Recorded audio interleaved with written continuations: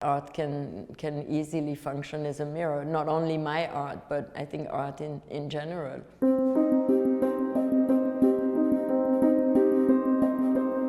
I like to use reflective surfaces because if, like me, you like to use ready-mades or object-inspired art, it's very much what people's experience have had previously with a certain item that's going to trigger something within their psyche.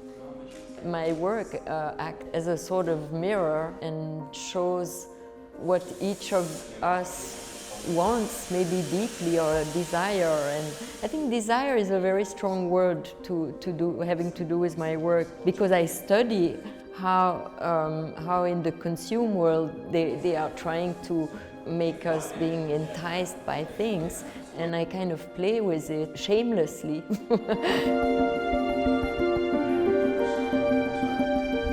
It's not uncommon to my work that you would see elements of beauty or fashion or sometimes cars, and I felt that there was an extreme also tendency to be, how we say, fashion victimized by these things. So art can be seen as a fetishism in the same sense as cars or clothes or makeup or shoes or whatever. When you think of this idea of the iron fist in the velvet glove, I often try to create this sort of contradiction or this sort of duality.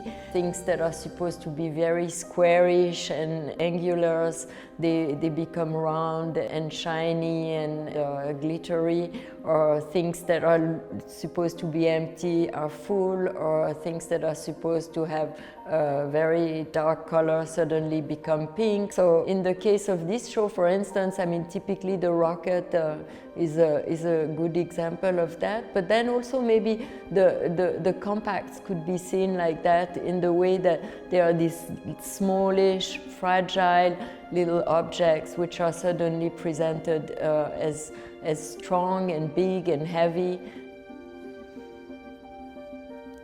There's always been a gender sort of construct in my work, because in the late 80s there weren't that many female artists.